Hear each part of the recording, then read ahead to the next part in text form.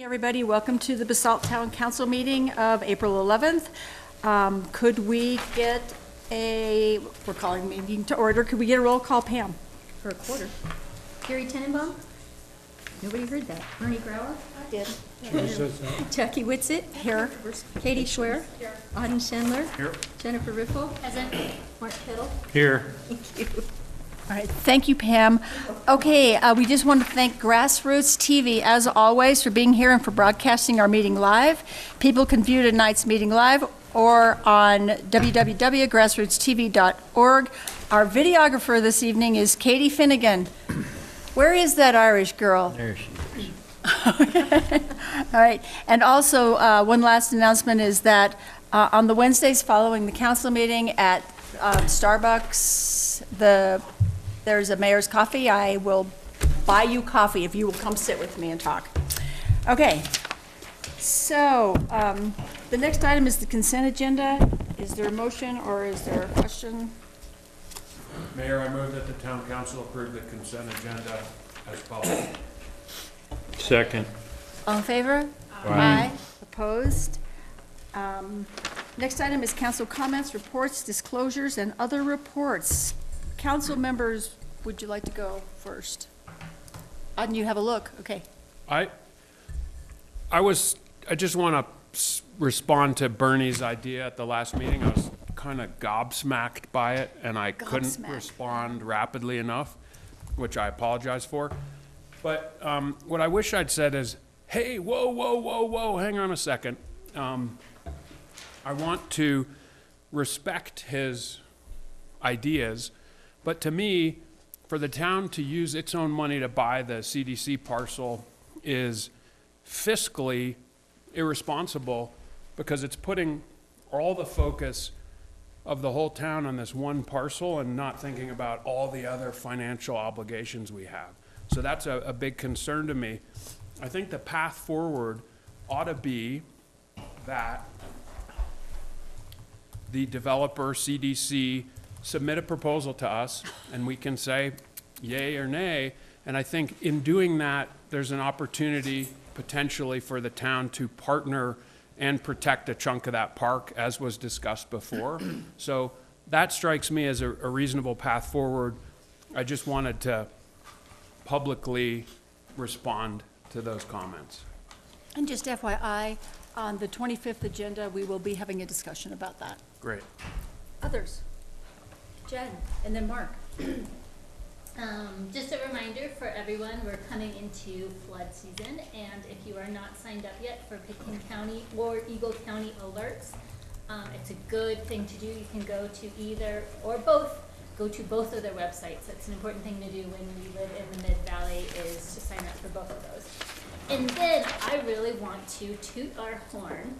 And as a member of the Basalt Affordable Community Housing Group, we did some map making and some number crunching, and there are some really phenomenal numbers out there going on in housing in the Mid-Valley. This is stated by our citizens as one of the top priorities is creating more housing, and especially affordable housing. So I'd like to share these numbers.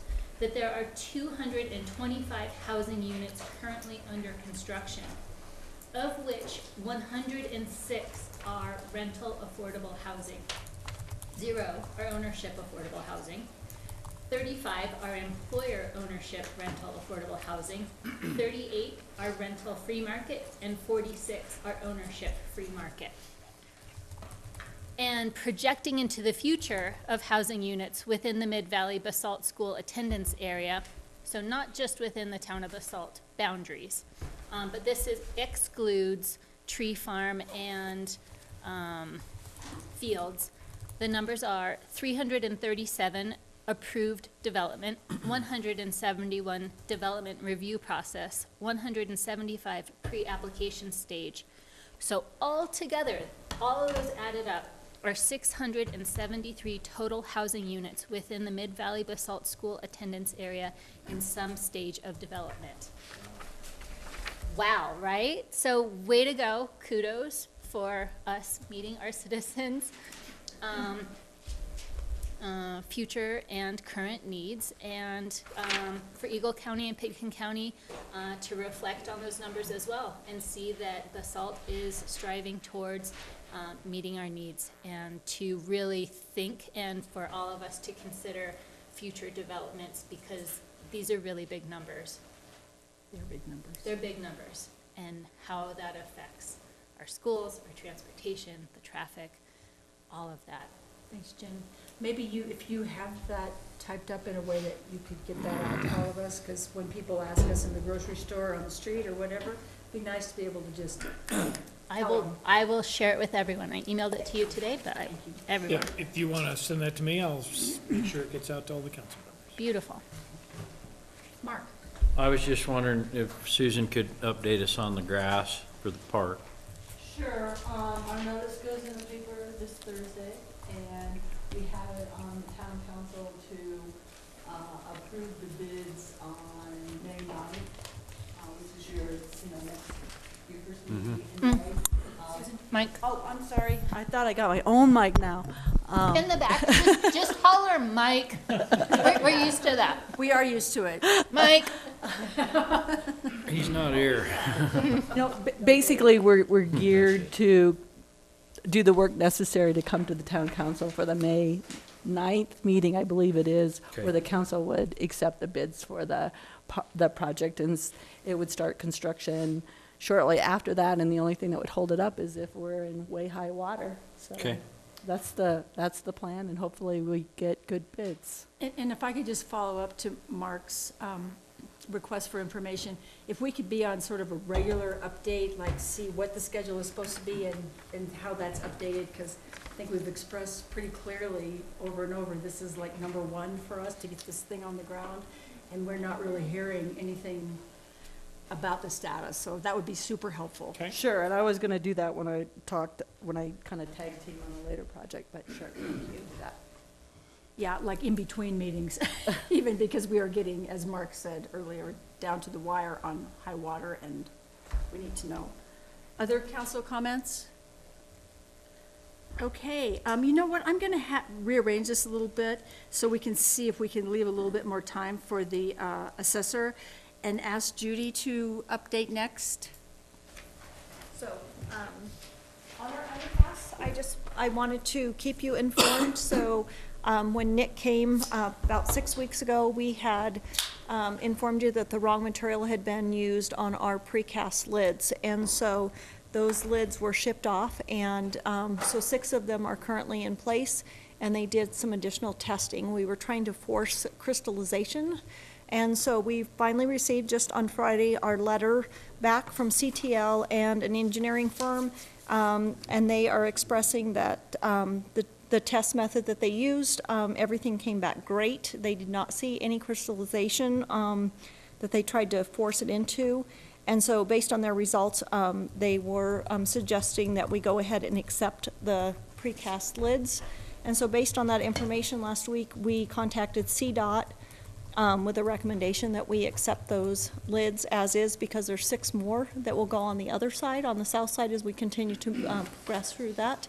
And so that is the path that we were going to be taking. So given the magnitude that it could have been, they actually used concrete that was stronger, so we're not in a worse situation. And then when we get to the end of the project, we will be, this additional testing that was required, we will ask United to pick it up. So that's just a quick update.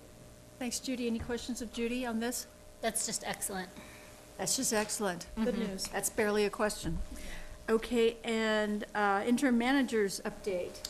Okay, my Davis. first, thank you, Madam Mayor and members of the council. First item was going to be discussion about public arts funding and a facilitated session with the various groups. And after some additional discussion with Art Base and the mayor, we decided it was probably not the right time to do that, so cross that one off the list for now. Second item is the Rio Grande Trailhead improvements, and I'm going to ask Susan, who's the expert on that, to talk to you about those details. And essentially relates to a drinking fountain and a few other improvements. You know, originally, we were gonna have this on the agenda because we were gonna authorize some additional funds, potentially to be spent on the Rio Grande trailhead alignment. And when we were talking to one of the counselors, they weren't even aware that we were kind of working on some improvements. So this really goes back to the early 2012, 2010 era, where we always wanted to make Basalt Avenue and the Rio Grande Trail a real entryway to town because of the importance of the regional trail. And it was really, the emphasis for it was really coming from a number of different groups that really were trying to bring people that are recreating, going on the trail, to come into Basalt and enjoy it. So we included this in the 2013 post-master plan. The project itself is actually a Pickens County Open Space and Trails project. And it's really a beautiful project. We're gonna have 17 parking spaces, enclose the porta potty. Very importantly, we are enclosing, we're enclosing the porta potty, but we're having signage there, and the idea is to, encourage wayfinding and coming into the town of Basalt. The Parks, Open Space, and Trails Committee had asked Pickens County to include in the bid package some additional amenities. There's been a lot of utility construction work out there, and the up valley inner portion of that trail intersection is really a wasteland. And so we were hoping to make some improvements there through the bid process, Pickens County's bid process. But when the bids came back, they really were too expensive. It didn't seem like a wise decision for us to move forward. So Trevor, Lamond, and Woodgear have come up with a solution. We have to get some permission for Pickens County, but we're going to do a more in-house kind of improvement on that end. And we're still planning on funding a little water station at that intersection, but we're scaling it back from the more expensive unit that we had. Something more like a bird bath? So that's what's happening on that improvement, and as you can see, the culvert improvement is underway, and we're working towards the lawn area of River Park. Thanks, Susan. Anything else, Davis? No. Okay. So our next item is citizen comments for items that are not on the agenda. What about Jenna? Eagle County? Oh, geez, never mind. Hold on. I saved you till the end to give you more time and then forgot you. Can you come up and talk to us for a second, Mark? This is Mark Chapin. He is the assessor from Eagle County. I've known him for about 100 years. And neither one of us look like it's been that long. Sure. Thank you. You look wonderful. So, what have you got for us? Well, Madam Mayor, council members, staff, and audience. This is a reappraisal year in Colorado. Every odd year, every 2 years for that matter, since 1982, assessors in Colorado have conducted reappraisals of all property. So, here we are in another reappraisal cycle with property values yet still going up after our recession. And with good fortune, I guess, on one hand, as people are starting to see a return on their property investments.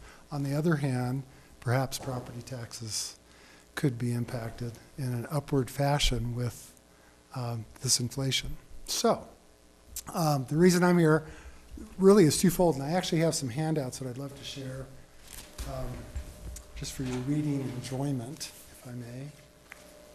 I hate to burn that much paper, but here we are.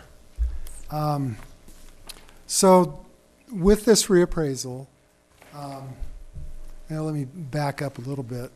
Each reappraisal, we use a 24-month data collection period. With this reappraisal, that data collection period begins July 1st, 2014, and ends June 30th of 2016.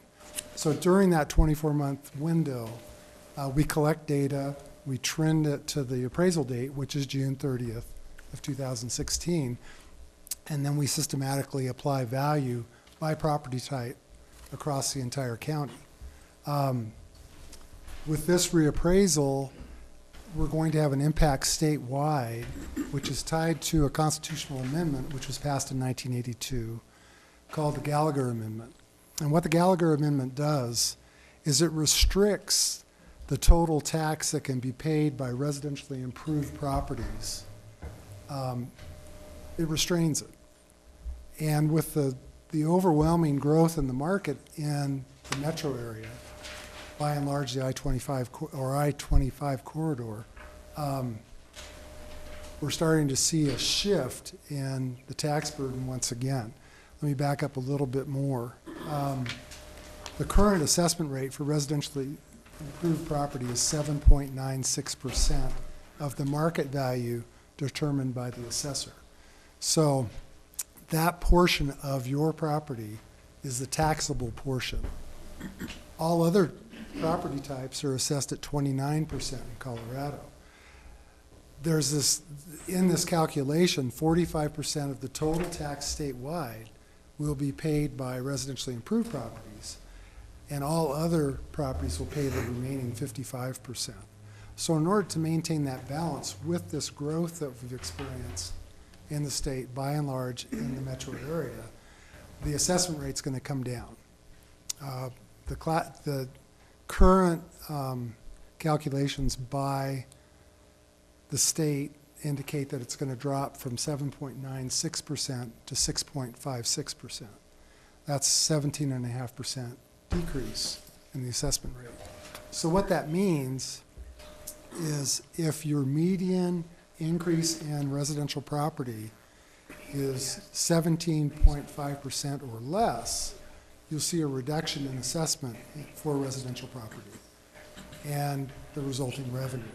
If your median should perhaps be higher than that, and in the case of the Basalt area it will be, then you'll have a gain in assessment and in the revenue that can be collected from residential property.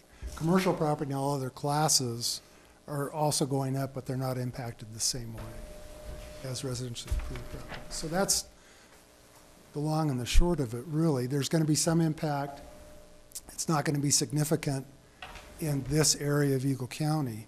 In the northern confines of the county, the median increase in residential property is 14.5%. So we'll see an assessment drop up there overall. Whereas down here at 23%, you guys will experience some gain.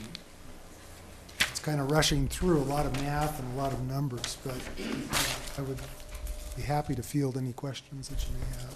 So could you just walk us through, it's right here in writing, but It if you is, have a sure. house that's worth 500,000 market value.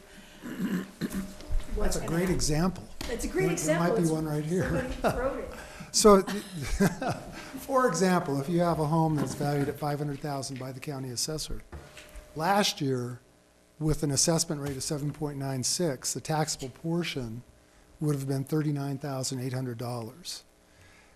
With the assessment rate dropping to 6.56%, that same assessment will drop to $32,008. There's your change in assessment. So, to further continue the example, if you have a mill levy of 70 mills, that's $70 for every $1,000 of assessed value you'd be paying in. At the 7.96, you would have had a tax liability of $2,786. With the drop in the assessment rate and the new assessed value of $32,008, the property tax would drop to $2,286. So about a $500 decrease. And so, Mark, just to clarify further, Okay. my understanding is that it won't really make any difference to the county coffers because it will be charged to commercial? Or how does that work no. exactly? Commercial, well, all other classes of property will continue to pay more property tax. The reason for that is because their assessment's not impacted only by the increase in value.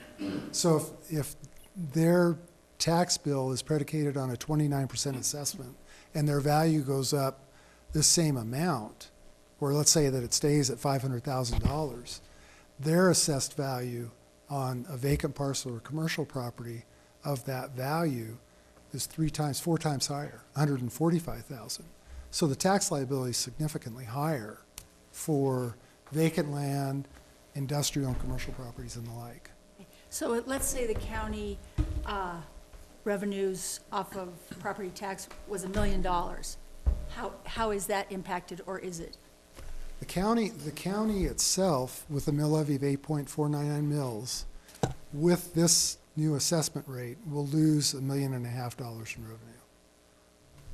Well, that'll be interesting. Yeah.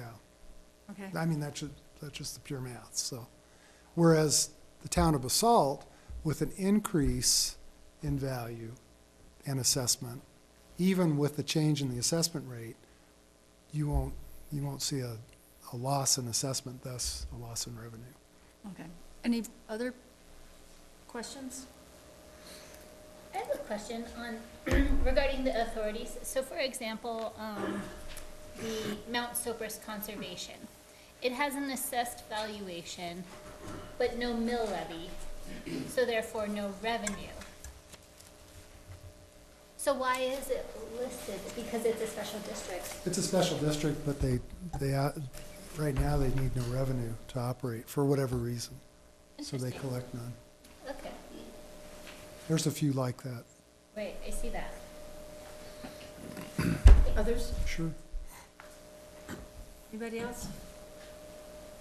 Thank you. Driving over. Sure. You could probably find some chicken in the back room if you would like some food before you go back. One other thing I should mention is each May, beginning May 1, when the notices of value are mailed out, begins the appeals period.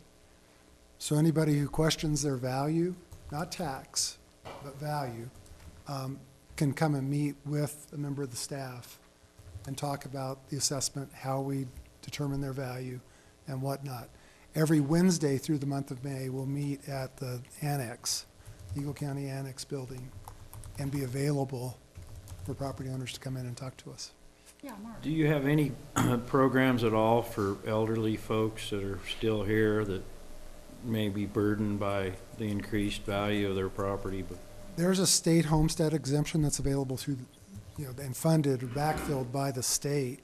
The criteria is you had to have lived in your home for 10 years and be 65 years of age for older. Okay. But And then there's that's- some savings that's afforded. My understanding is that's only helps with the first $100,000 or $200,000. Is that right? That's correct.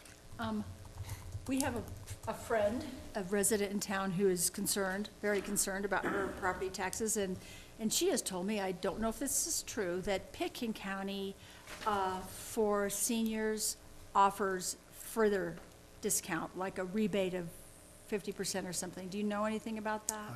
I'm not aware of that. Okay. It wouldn't surprise me, but All right. Thanks, Mark. Thanks, Mark. sure, my pleasure. Thank you very much. Thank you. Thanks for having me. And have a good evening. I'll go eat more chicken. You can be home before it's dark now. That's right. So this is the annual Take care. revenue just for You 2017. guys too. Thanks so much. Looks like Say hi to everybody over on that side. We'll do it. All right. Bye-bye. You are that side, we're not that side. Okay, our next item, finally, is for real, is citizen comments for items not on the agenda. Jenna, please come up.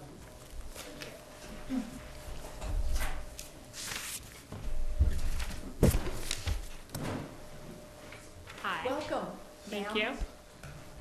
Happy to be here. I'm Jenna Moe, Executive Director of the Art Base. Wanted to say thank you. We are really happy to be in our building and be able to serve the community there. And I know that the town went through a lot of work to look for recreation department space, and we're just very grateful to be in our space. So thank you. And we're working on finishing our 2016 annual report, and I'll bring that to a future meeting to share with all of you the end of year numbers and all of the community partnerships and adults and kids programs and the reach of our services. So I look forward to sharing that with you. And also the Art Base is very, I speak for us as a whole, the board, staff, et cetera, very interested in putting the new home for the Art Base on the river parcel in the allowed development space. And however possible, whether the town buys the land or developer buys the land, either way, we would love to be there. And think that there's some really interesting synergy with the Art Base opening to the park and then complementary to whatever development happens in terms of hotel, food and beverage, event space. And it's really important to us to stay in the downtown core. We have a really nice relationship with the downtown merchants, and our second Friday openings and art talks and classes pump a lot of people into the restaurants, bars, etc. We're close to the schools, we're increasing vibrancy, so it's important for us to stay downtown. And we've been talking with the CDC group and Lowe, and the making of arrangements are coming together quickly for a unified proposal and potential solution that we believe could be a win-win. And again, either way, we would love to be on the parcel, but we are working on this unified proposal, and I think that there's a really nice opportunity to bring all components together. And we are working on a sketch that, a proposal that will come your way within the next week or so, and look forward to getting feedback and discussing more.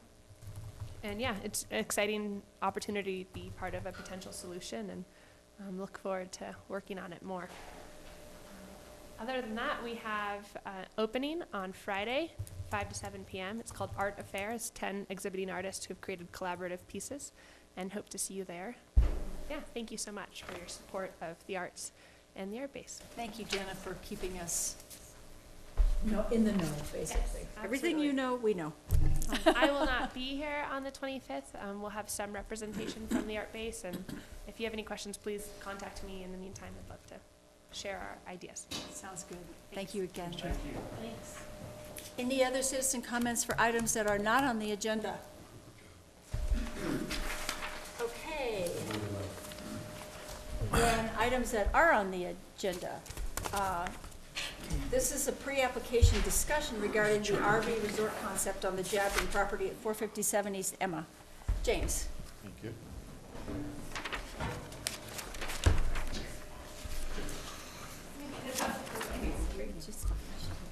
Hi there. Would you like to introduce yourselves, because I don't see your names on here? You know, I'm Brent and Roxanne Lowe, formerly Roxanne Jackson, 35 years ago. All right. She has intimate ties to this piece of property. Okay. Okay, welcome. Yeah. Thank you.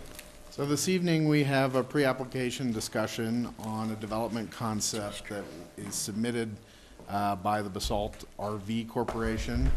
And they have an interest in developing an RV resort on the Jadwin property that would include RV pads as well as tiny house rental cabins. As background on the Jadwin property, it's a 9-acre property, and it's located just west of the post office on Emma Road. It is in both Eagle and Picken counties, and a majority of it is in Eagle County. It's currently inside the urban growth boundary primarily. There's a little kind of longer piece to the property that is outside the urban growth boundary, but the remainder of the property is in the UGB. It's in the floodplain and contains some wetlands on this portion of the property closest to the river.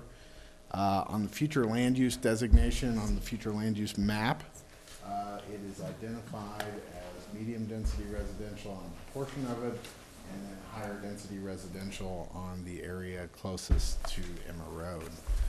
So this evening, this is a pre-application discussion. It's kind of taking the place of the pre-development agreements that we've done in the past on certain projects.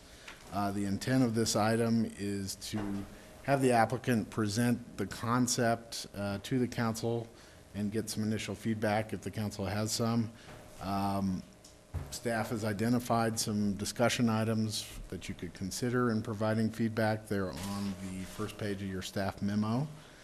So this evening, staff would recommend hearing from the applicants and then providing some initial feedback on the general concept by the council. And once again, it should be noted, this is kind of non-binding since it's a pre-application phase. We do have Brent here this evening. Would you like to present your proposal? So the concept is the valley, which we happen to be avid RVers, but the valley is sorely missing that. We don't have that here. For bigger coaches, the little tiny cabin concept is sort of exploding all over the RV industry, where they're basically you bring them in, set them on the ground, hook them up to your RV hookups. You've got a pad in place that's already like that, so they're very mobile to get them out of there if you want to get them out of there. The photos we show over there, some of those are RV parks we've stayed at. And one of those cabins I've actually already priced to be the model that we would bring here. It's the one in the center there with the sort of gray tone siding. The others are up at Jackson Hole on the right. Those are also very interesting. There's an RV resort up there that we stayed at last year called Fireside Resort. The advantage to the cabins for us from an operating cost and perspective, it gives us year-round revenue rather than just having 2 or 3 months of more or less dead time in the RV parks. The closest working example we have of that in Colorado is up between Frisco and Breckenridge, and it's Tiger Run RV Resort.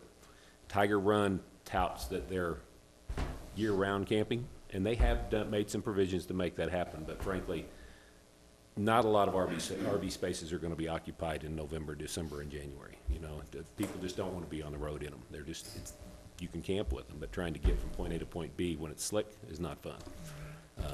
And I can say that from experience. I've been on the passes 3 or 4 times with those. So basically, it's 40 spaces total on the Jadwin parcel, 1 office with a ADU apartment above where the manager would stay.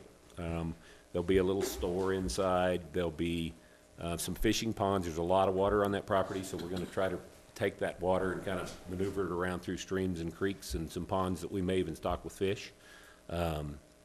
And there'll be 28 of those spaces initially that'll be RV sites. And these sites are about they're 40 to 45 feet wide by about 80 feet long, because usually you have something in tow when you're coming in a bigger coach. It will be restrictive when it comes to the type of RV that we let in there. We're going to want newer ones. We don't want to generate sort of a bad, an ugly RV park at the mouth to your town. So we'll have restrictions on those, which I think he's got listed. I think James got those listed. By the way, James has been great to work with through this whole process. But we'll have that, and then we're initially planning on doing 12 of the little cabins on that site. The Stotts are interested in having this spread to their piece, so then that would make both those 2 pieces of property contiguous. They just want to kind of see how the approval process goes and where we go from here. What we would do exactly in that second phase is sort of yet to be determined by what the market demands. We're not sure whether we want more RV spaces, whether we want more cabins, whether we want a little bit of retail. In every scenario, the intent is to keep the old barn that's out there, give it a structural and aesthetic facelift, but try to keep the flavor that it's got. Let it be a active piece of the total development, whether that be a tackle shop on the inside, whether that be a ice cream shop. I don't know what we have on the inside of that, maybe an office space or 2 for the park. Currently, we would put the offices in the building, the arrival building.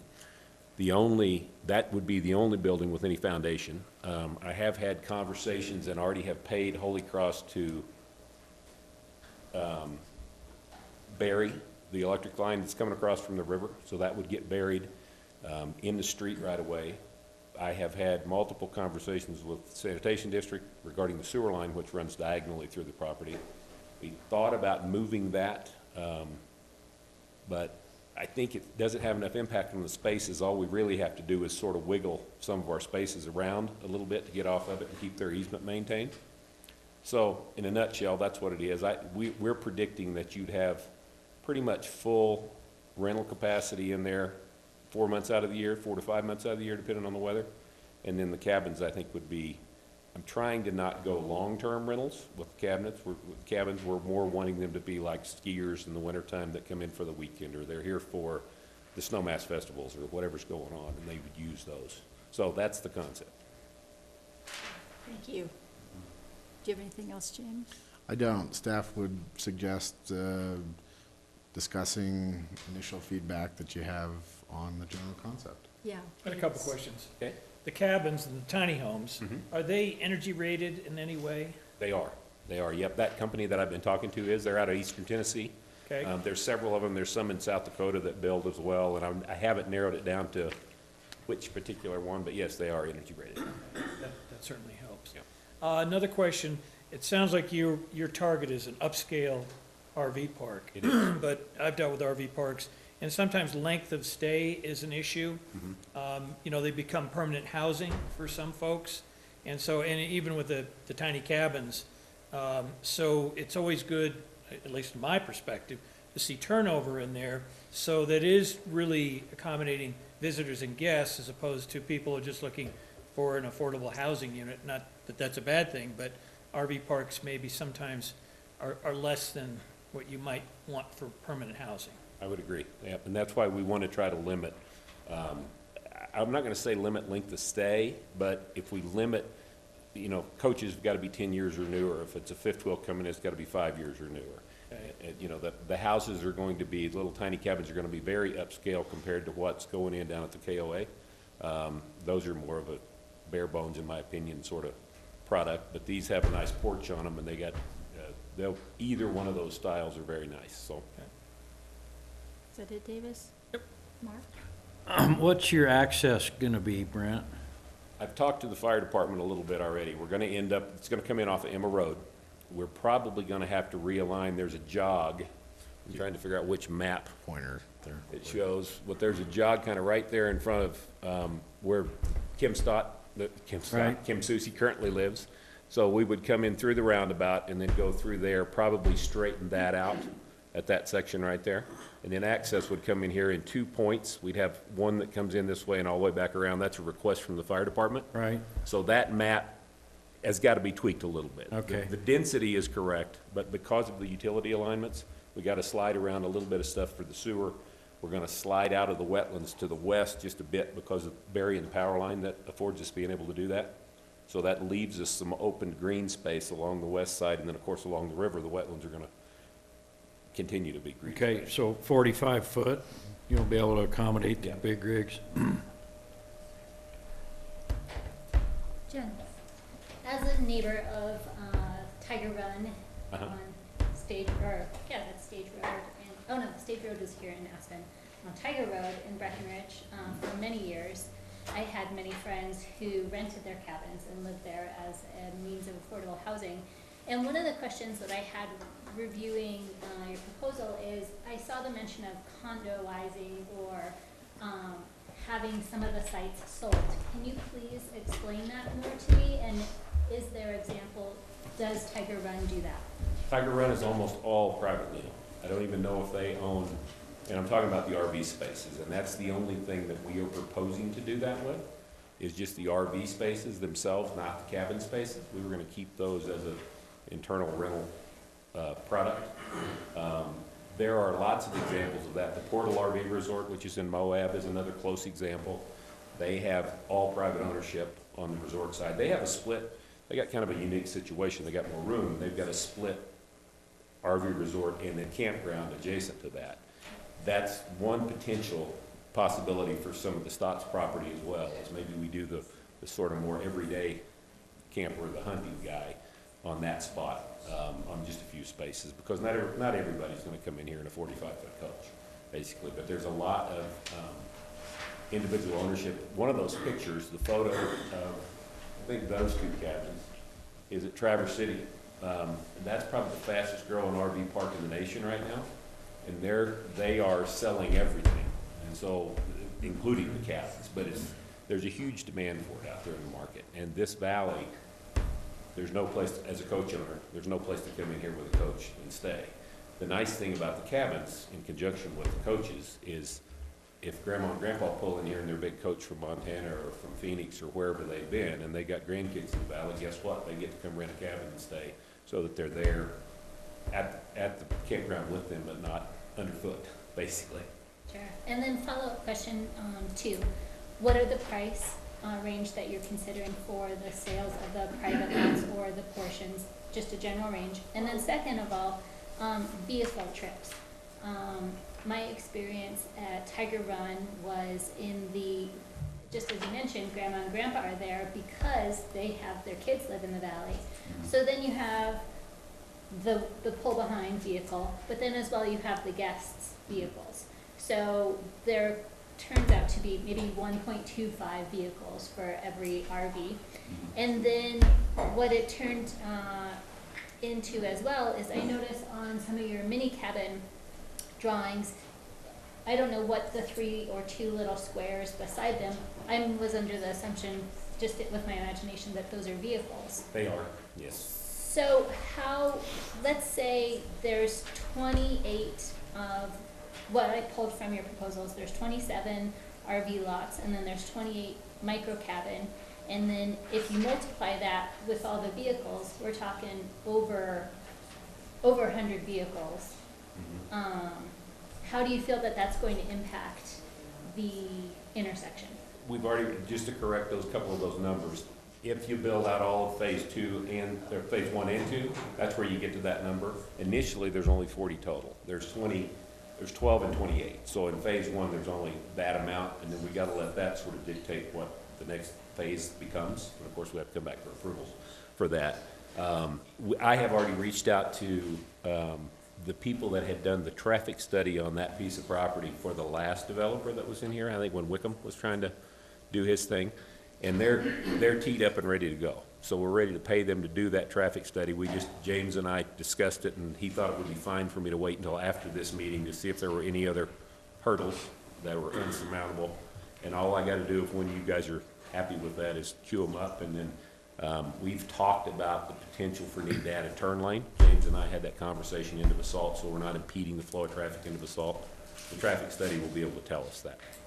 Sure. Thanks for thinking about As that. more background on the 80-unit project that was proposed, it was a residential project back in 2008, 2009.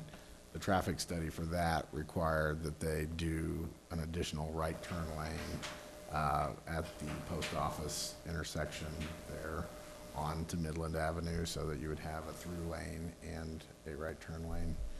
That was the mitigation at that point. And how does it work? And then one more question with that is, how does that work with, I see many, and I ride my bike and walk along there. Is there a delineation between the pedestrian path and the roadway? Or am I thinking of, am I getting the road confused with? There is further down, I Okay, believe. so that's, okay. Well, can I follow up? And so when we were looking at Jadwin's, the original proposal, you know, that was one of the concerns, is how you get the trail in front. So there's got to be some, I figure for this, you got to have some sidewalk to delineate between the road and the trail, because you can see the trail's going to be changed when that horseshoe gets fixed and straightened. So we just need a dedicated trail, sidewalk, to connect to town, because that's the Emma Trail. So that has to continue through that entire property. Thanks. Yeah, Mark. And Brent, you were saying sales of the RV sites, and if you do that, then would you be able to get into a pool and have those people, when they're not here, rent out their site? Yeah, that's what the portal does. They do a good job at that, and so do they over at Tiger Run. I don't know logistically what the sharing portion is between the management and the owner. Right. But at the portal, the owner takes, I think it's 40% of the, 60% of the revenue, and the manager takes 40% of the revenue. Okay. They're all bound by the same strict covenants as you would if you were. Well, that way we wouldn't have a lot of empty sites, you Right. know, with private ownership. No, the hope would be that those sites would be rented, you know, they'd all rent at the same rate, that they'd be rented from, call it May 15 to the end of colors, Yeah, you know, October. October. So on that, how do you guarantee it and not turn into just people bringing their big rigs in for staying for long periods of time? Is there a way to guarantee that or not? I mean, I worry about this is just a way to get, you can park your RV here for, 6 months at a time, and you're not getting the turnover. It's not truly an RV resort. It becomes more of a, housing for people. I suppose that's a legitimate concern for, but you are gonna have, they're gonna be very restrictive. I think what you're gonna see, and that's not to say that you're gonna see $500,000 to $2 million coaches sitting in there in this valley when they come in. Those people tend to have a little more mobility. I think that's probably the guy that comes in here and fishes for a month and then goes to Montana or goes somewhere. It is a little harder to control the length of stay once you sell that, and that's something I could look into, frankly. You know, and we don't have to market those. That if there's a scenario in our business plan performer right now that we don't. Matter of fact, we have 3 performers that none of which market those. That they may not get marketed. They may just stay in the general rental. My parents had one out in Indio, California that they owned, and they would occupy 3 or 4 months out of the year. And the rest of the time it was empty, but there was no restriction on length of stay.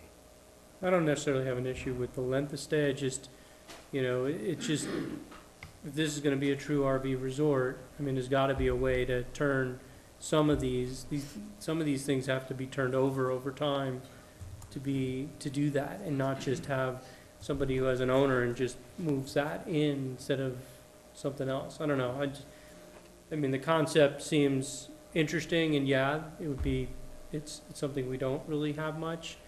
I'd love to hear from, you know, Skico's experience with owning the RV resort on how that's going. But, you know, this is definitely a different type of ownership structure. And You know, and I guess my only comment would be one deterrent from there just being an empty coach sitting there is the rent they're giving up. You know, because there's gonna be demand for that space. And if they're participating in half or more of that rental income for nothing, they're not doing anything to make that happen. And that, you know, these could be $100 to $150 a night spaces, the premium spaces that are in here. And that's, I paid that myself last year at Tiger Run, $130 something, I think is what I paid. So I think that's probably it. We have, on the little piece that James talked about that goes off in this corner, that's gonna stay in the county. We're not even proposing that we bring that into the city. We've had conversations about, do we do enclosed storage over there for these owners and offer that where we have a building? We don't have any plans. I don't have anything in drawing, but that's a potential thought, is what do we do with a coach when it's not in use? Does it move over there into that building and get, you know, stored? Sure. I'm thinking right now that it's spring, I'm smelling that it's spring. How do you consider the agricultural and development aspect jiving together? You mean as far as green space and all in the? And cattle being there, smell, when you're I myself have poultry and I just tore apart the chicken coop, not a pleasant project. And I'm thinking about the cattle, the scent, and how that affects the residential that you're proposing. Are you talking about the cows across? No, the There's ones, both. there's both, across the highway and then as well, on that side. on that side. Yeah. I don't know what the Well, name of the yeah, lot is. my cousin is staying there right now, and they don't know how long that they're going to be staying there. Mike, No, microphone. She's like, my name isn't Mike. Sorry about that. My cousin's name isn't Mike. They don't own the property, my aunt does, so there's no, I don't know how long my cousin is gonna stay there with her animals, that type of thing. We're hoping, and we've been talking to them, and they're very interested in our plans, and so they're not gonna be there forever. We do plan on doing screening with either a large fence, lots of trees. Trees primarily, yeah. You know, things like that. So I grew up here. I grew up by the Cerises, right next door to a big dairy farm. So it didn't bother me. So I don't know. And one part that I missed is one of the reasons that we're doing this too is Roxanne has emotional ties to the property. She grew up playing in that little pond and fishing as a little girl. She didn't want her grandmother's property, which is now her mother's property, to just turn into another big box or something. She wanted to make it something that was fun for kids. That's hence all the little streams and the ponds and things like that, so that when they're there, it's sort of a destination. Plus you got the river right there, so. Yeah, we want to target families, people to come here and enjoy their kids. The beauty in all directions, frying pan. The fishermen, hopefully they'll bring their grandkids or their buddies, and everybody, you know, can enjoy what I got to enjoy. And I really want to see a piece of it preserved and just passed on for enjoyment instead of just, you know, normal living, working. I think we have enough of that, in my opinion, so. Anybody down on this end? Many of my questions have been answered. I guess in my mind, I envisioned this as kind of like what Ski Hill has. So now that's been clarified. And I know that there's a list of 9 things. And what jumps out at me, in addition to what we've already discussed, would be wetlands and preservation of the wetlands, and that they're taken care of appropriately. And it sounds like, based on what you just described, it's an important thing to you as well. Yes. Thank you. James, any thought on how this is compatible with the master plan or not? I know it's a PUD. It's quite different than the master plan. It's a different type of application than I think we've kind of ever seen before. You know, our master plan kind of puts stuff in either residential, commercial, or industrial, and this doesn't really fit any of those categories. So, you know, I think they'd probably be looking at a master plan amendment or adjustment that would go along concurrently with their application, would be necessary. You know, there are certain impacts such as traffic that would have to be figured out during the review. So it doesn't really fit with our current master plan. There would have to be an adjustment. You know, although our master plan has language allowing flexibility, as long as the council really feels that it's something that's really contributing to our goals and social fabric. You know, the only thing that we kind of really have a hard line on is the urban growth boundary, So, yeah, I mean, part of this purpose of this meeting is to give you a sense of our sense of this. And I gotta say, I'd never thought about this before. And my gut is, maybe that's not the right thing to have at the entrance to town, but I can't tell you why. So what I'd like to do is ask smart people, talk to people in the community, talk to planners, hear what the planning and zoning group has to say. I haven't thought about it. I'm, you know, in terms of what the pros and cons are. So I can't say, hey, this is looking great. I hear you. And I've got that comment from a lot of people, and I got a lot of developer buddies in the valley, and they're both saying like, or they're all saying, why didn't we ever think of that?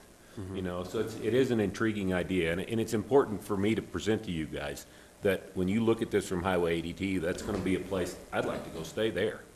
This is not going to be a rundown RV park. There'll be very nice coaches, a lot of big plantings, a lot of waterways that we're putting in there. I mean, we've got all the water that we could ever want on that piece of dirt, so we might as well take advantage of it and have some nice streams and ponds. Jim? And then coming back, a piece that I'd love to see included in your proposal is, since it's not a formalized, fits in a box as far as zoning, the parkland and school assessments. Just as a reflection, I was employed by an RV, really nice $1.5 million RVer who had a child, and they hired me to babysit. And they lived there, and their child went to the Breckenridge schools. So there is an impact on our schools, there is an impact on our parks, and how that plays into the application and the fees. Okay. I'm assuming James can get me through that. I can talk to you about that, yes. Okay. Okay, anybody else? Well, I'd just like to say, for the record, I'm an RVer, an avid RVer, and I think it's a great idea. If we can screen it and make it look presentable as we come down 82, but going to these places in Alamosa and Moab and all these different areas, I always try to find one close to town. That way, you know, you can walk to all the amenities, and I think it would be a really good, vital addition to the downtown vitality, you know, and that's what we've been talking about lately, is vitality. Yeah, one last one. Yeah. It's- When you look at the master plan, when we looked at the original Jadwin proposal, the one thing that stuck out was that, you know, there was high-density residential and medium-density residential on there. And this actually might change some of your assumptions on what are the impacts of schools, because the impacts of schools on some of the other pieces, impacts of traffic was a lot higher than potentially this. That's why I'm open to looking at this, because it's not a concept I would have ever thought of for the Jadwin parcel. I was on council back in 2008. We were talking about this high-density residential and medium-density, and it's a lot of impact. I just don't understand what this will do, so it's going to be interesting to really see what the impacts will be, and I'm willing to learn and hear what the public has to say about it.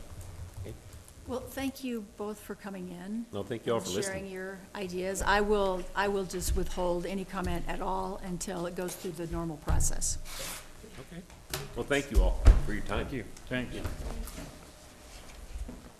You leave your chair, I'll move this one. Thanks. Touch base with you. Okay, the next one is also, looks like it's a James Lint project, which is pre-application discussion regarding Keelty Cathers? Okay. The applicant's coming in. Okay. here, so let's wait. Chain gang. It's the chain gang, get it? Are we gonna just go sit down? Yes, please. Anybody who's gonna talk needs to snuggle up to a microphone. It's just me, Mark's not talking. Good evening. We have Mark Chain and Glenn Rappaport representing the Patrick Kilty. Patrick Kilty just snuck in behind me there. So this is a pre-application discussion similar to the last item on a potential development concept by Patrick Kilty on behalf of the property owner, who is Paul Cathers. And it's to construct a rental apartment building of about 18 units at 525 Basalt Avenue.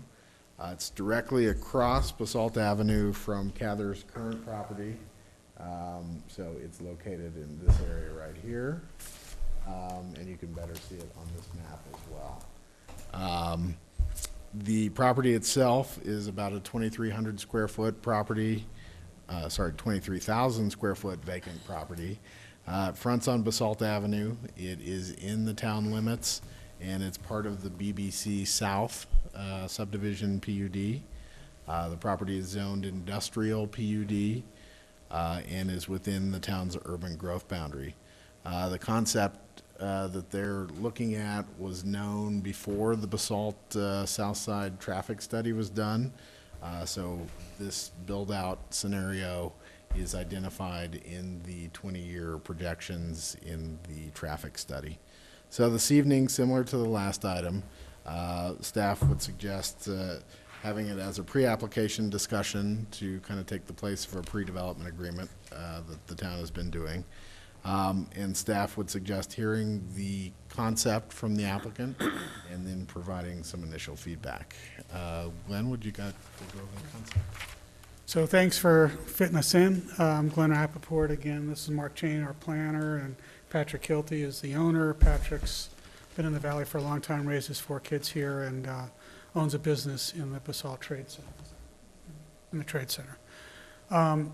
And his family's been in the rental apartment business for a long time. So I was happy when he came to us, and he has the parcel under contract, and you guys have been nice to fit us in because the due diligence ends in another week or something. So really, I can describe what we're doing, but in a nutshell, what we're really here for, you guys, is just to understand whether you would support the rezoning from industrial to R4, which is your zone district that would allow an apartment complex like this to be there.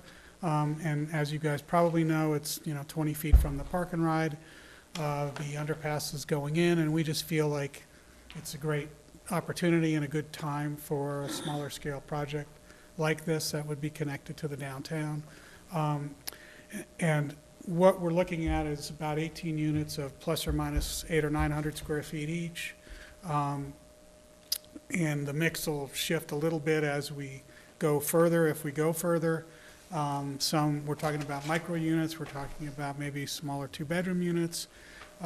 It kind of depends on how all the parking works out and all that, but really, unless you have more involved questions, you know, Patrick has to decide whether he's going to go forward, and really the question is, does the town think this is a good location for a project like this? We know there's a lot of fine print in going forward, and, you know, we just hope that we can at least start the conversation with you guys about a project like this in this location.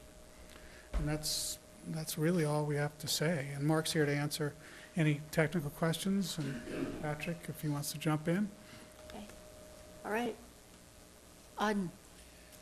Yeah, I just posted something on Facebook about the need for communities to have small housing units. You know, affordable housing is typically done and it's a house, but these are the very small kinds of units that I think the town needs more of. I'd be inclined to support that zoning change because it does meet other goals of the town, which include transit-oriented development. So,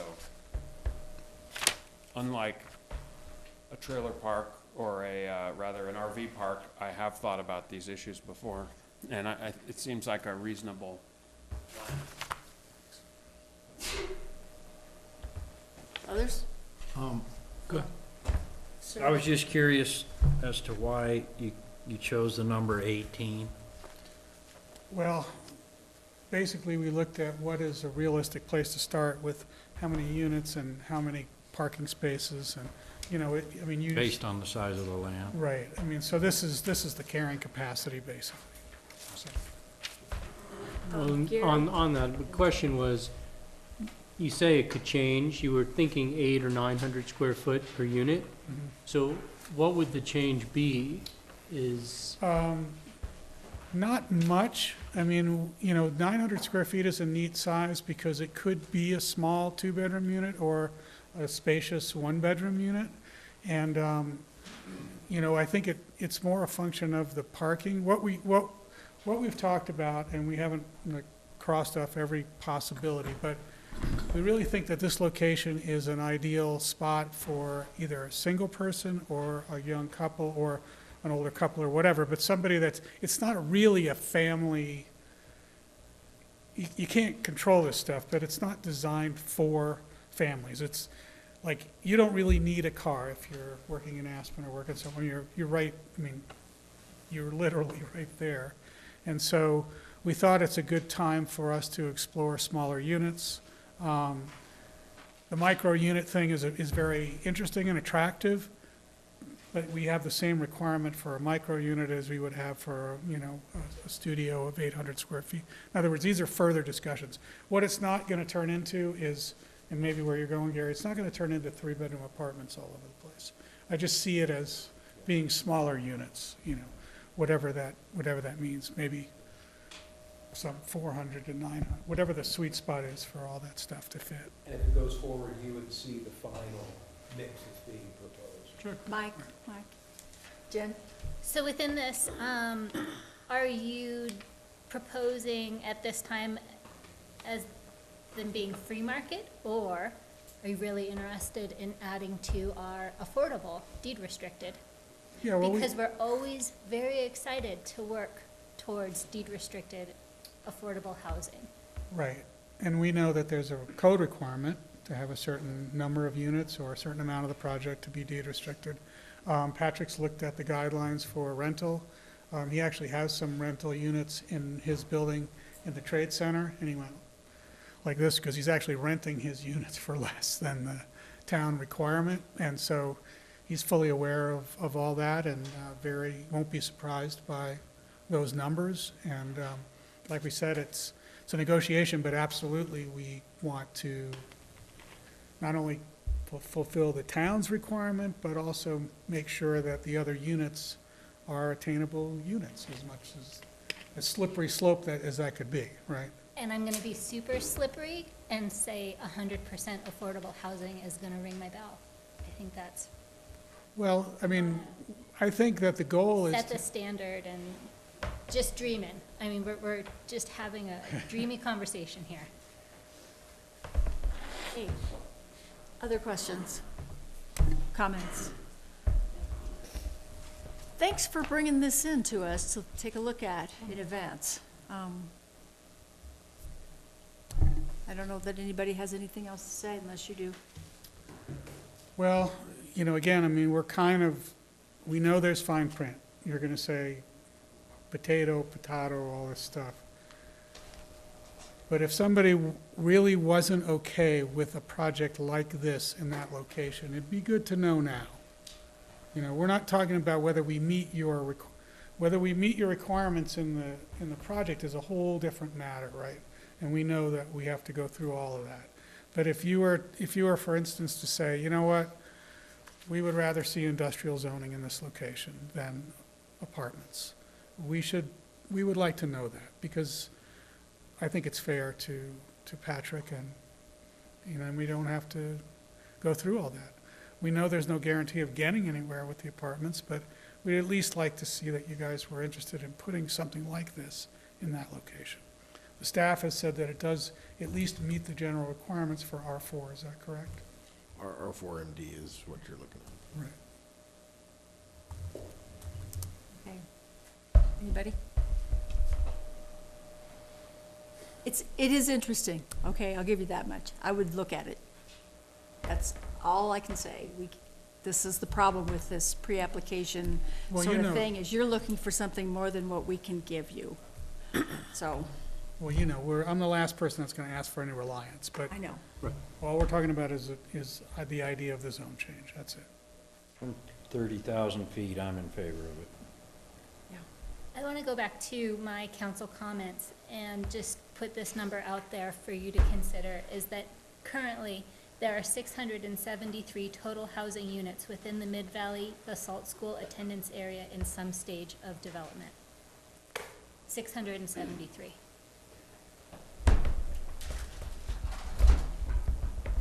It's really interesting. I'd love to see where those are if you have a map. Yeah. But in any event, I mean, I'll wrap it up, but I think that smaller scale projects are cool. It's also, it's very difficult, as we know, to get your head around very large projects. And so we feel that the scale of this fits with the goals of the community. And, you know, it's close to the center of town, it's close to the, you know, all that stuff. So anyway, but I mean, That's yeah, it. I think I was clear that I'm happy to look at it. I mean, just know that parking and size units and cost is gonna be an issue. thanks. Thank you. Thanks for coming in, you guys. Thanks, you guys. Thanks. Thanks. Thank you. Yes, sir. Bye-bye. Okay, the next pile is resolutions, and resolution number 11 is a resolution approving the agreement between the Town of Basalt and Roaring Fork Conservancy describing the elements the Conservancy commits to after it constructs the River Center on the town-owned property. And that's Susan. Mike? Sorry. I think everybody generally knows the history that we're talking about here when we did the land use approvals for the River Center. Really, the focus at that time was whether the Roaring Fork Conservancy had the fiscal capacity to build the River Center. And so there was a condition in the town's approval that financial documents would be reviewed. And the council did that. They hired Bruce Kimmel, who looked at the financial documents prepared by the Roaring Fork Conservancy. And in those discussions, they kind of evolved at the council level into more of a, what does the Roaring Fork Conservancy commit to in terms of the River Center to make sure that the town of Basalt was seeing kind of the community benefits that we expected to see, and it really related more to the substantial financial contribution that the town was making. So since that February 28th meeting, Rick LaFaro, who's the executive director of the Roaring Fork Conservancy, has provided that information to us. We included it in the draft agreement that you have in front of you. And those are the 12 items that you see on pages 2, 3, and 4. So this is the agreement that implements all that. We approve it by resolution, so that's what we're asking you to do today, is to approve resolution number 11. I wasn't going to go over the 11 items that the Roaring Fork Conservancy commits to, but I was just going to ask Rick if he just wanted to highlight anything that was in the agreement. I think it's all right there, and much of it was presented to the council in a memo that I prepared for the February 28th meeting. I think those council members who have been around and been in Basalt for a long time have seen this organization grow and mature into what we are, and I think we're very prepared and excited to get the River Center open. It's been a dream of the organization for some time, and I think all along the way, everything that we have been representing that the River Center will be, it will in fact be that, and it's reflected in the ordinance. And I will just add that I think this is a really comprehensive list. I think you tried really hard to respond to whatever concerns you heard from council last time around, and from my mind, you've done exactly what we asked. Thank you. I appreciate hearing that. Other people to. Yeah, Susan. Oh, well, I just wanted to add one more thing. So as an update, the Roaring Fork Conservancy is in with their building permit for the River Center. And we envision bringing back to you a kind of a funding agreement that talks more about how the payment schedule and how we're paying for some of the infrastructure improvements. But this particular piece kind of totally wraps up that other financial analysis piece that we had. Mayor, I move that the town council approve resolution number 11, series of 2017. Second. Further discussion? All in favor? Aye. Opposed? Thank you for coming in. Thanks, Thank you. Okie dokie. You're quick. No more joking.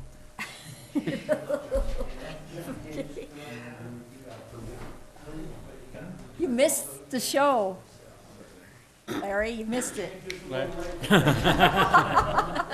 Okay, the next item is ordinances, and the first one is first reading of ordinance 3, an ordinance of the town granting approval for minor subdivision to condominiumize. Can you believe I could say that all in one fell swoop? The Midland Mall property at 132 Midland Avenue. James again. Thank you. This is first reading of an ordinance that would approve of a minor subdivision to condominiumize the 132 Midland Avenue building, which is the middle. Could we just get quick intros, because I don't see them on here? Yeah, I'm Just sorry. because it's We've got so, Michael Feigenbaum here representing the applicant group, and James Bond and Shay Singer. hi Shay. Apologize. That's okay. So it is a first reading of a minor subdivision to condominiumize the Midland Mall building, which is just catty corner from Town Hall here. The applicants are Feigenbaum and Peck on behalf of the applicant group SGA 3 LLC.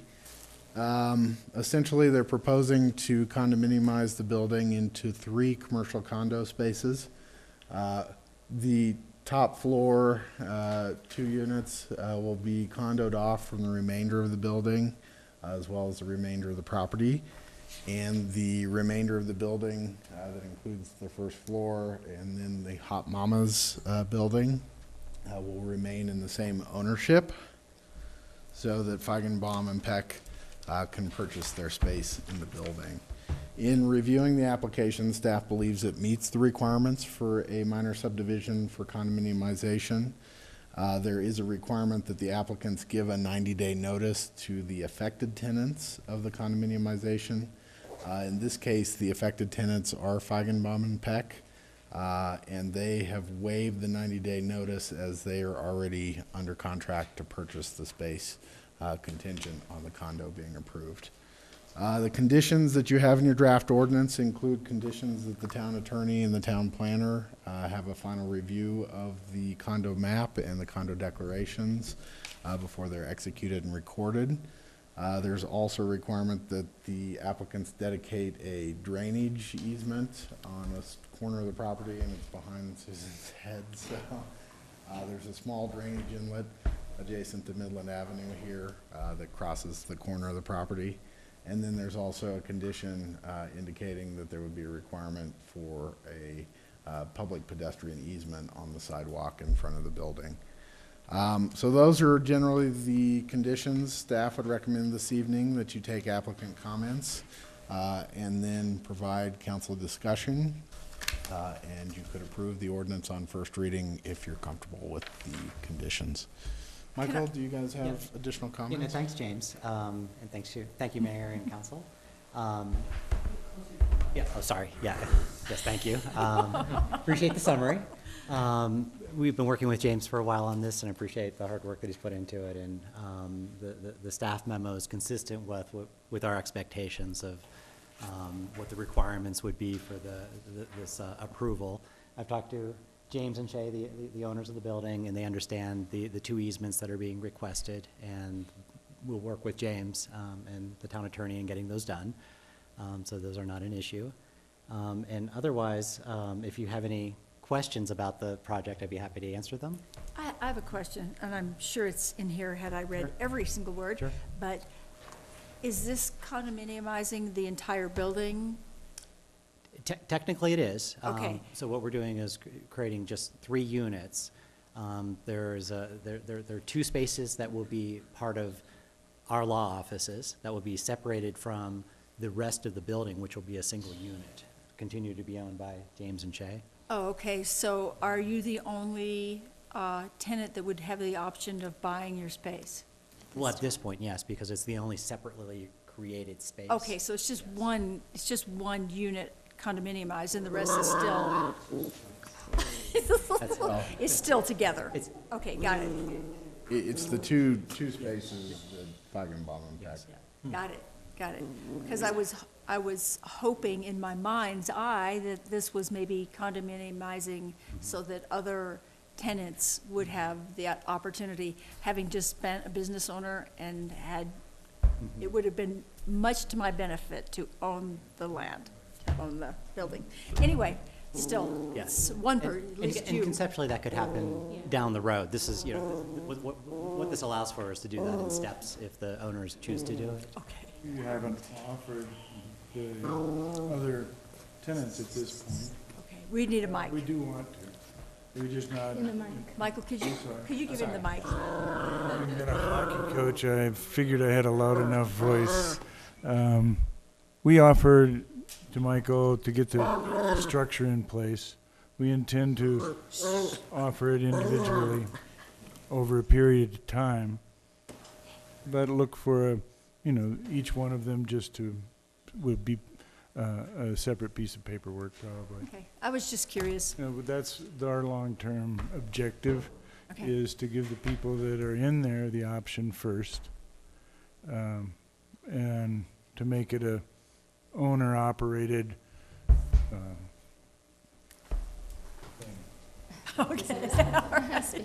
Okay. Okay, council, questions, comments, motions? Motion to approve ordinance number 3, series of 2017 on first reading and set public hearing and second reading for April 25th. I guess we need to open the public hearing. Huh? I don't see that this is a public It's hearing. not a public hearing. Okay, Take public comment if you wish to. I don't, okay. since there's no one here. Is there a second? Further discussion? All in favor? Aye. Opposed? Thank you. Thank you. Bye, Appreciate it. Sorry I had for a the, schedule, I'm going, wow. A cute baby. That is a vocal little puppy. I know, wants a wrestle. Okay, our next item is an ordinance of the town appropriating additional sums of money to defray expenses in excess of amounts budgeted for the 2017 budget for the town, underpass line of credit. Got it. Judy. Got it, that's me.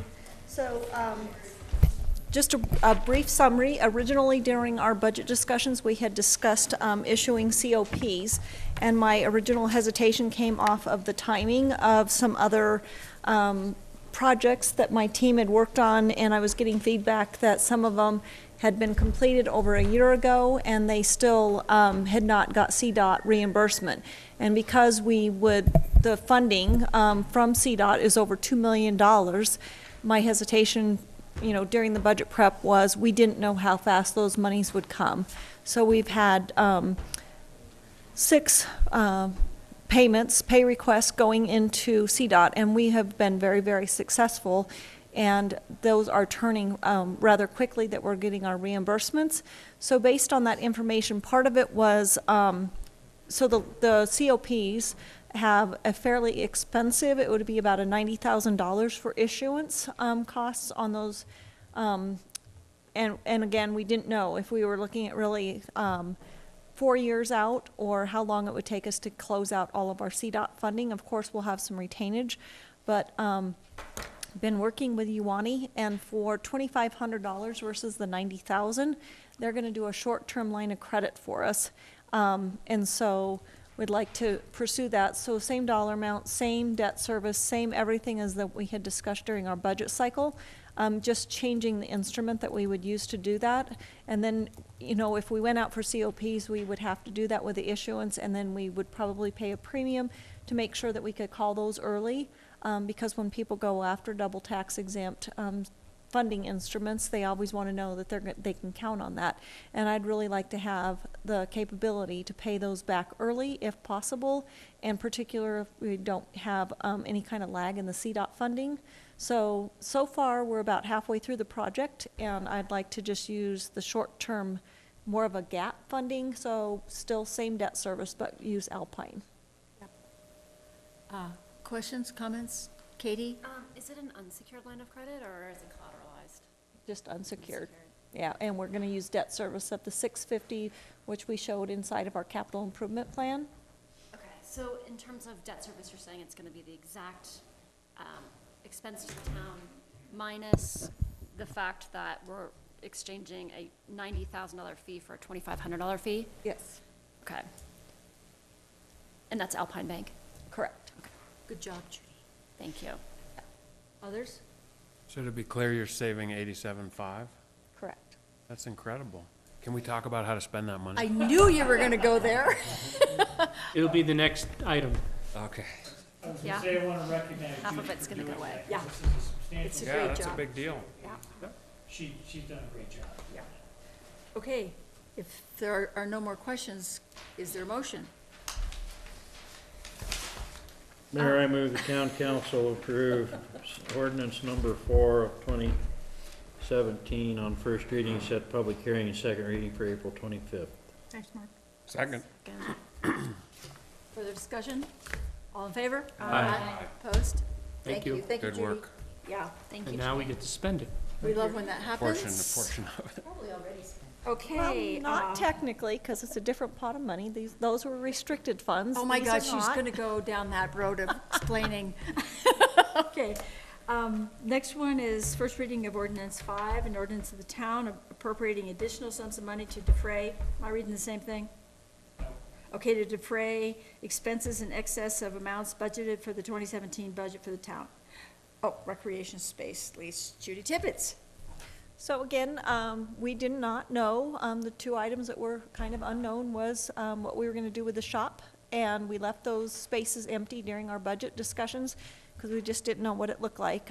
So we have finally come up with a solution that seems to be pretty manageable, kind of a 1 year, and we'll see where we're at in a year from now. So for Dorothy to have a recreation space, we need an additional appropriation of 31.5. 35-1. 35-1. 35-1? 35.1. I'm sorry, what did I say? 31.5. 30, no, Which I'm is sorry, better, 35.1, but- and that's the first, last, and then the month. Okay. Okay, well, it is what it is. Mayor, I move that the town council approve ordinance number 5, series of 2017 on first reading and set the public hearing and second reading for April 25th, 2017. And we want to do that by roll call, right? Is it appropriating? No, second. Second reading. Okay. Second. Further discussion? All in favor? Aye. Opposed? Thank you very much. Thank you. Thanks. Oh my God. Are there we anything flat else? Out of, Motion to adjourn. Second. you guys are adjourned. And this is your happy birthday present, Katie. Yeah. 7:30. Happy birthday to you. Meetings. Happy birthday to We're you. actually in a meeting forever. Thank you. It's possible. Hey, wait a minute. I'm gonna have some cake. I'm celebrating Katie's birthday.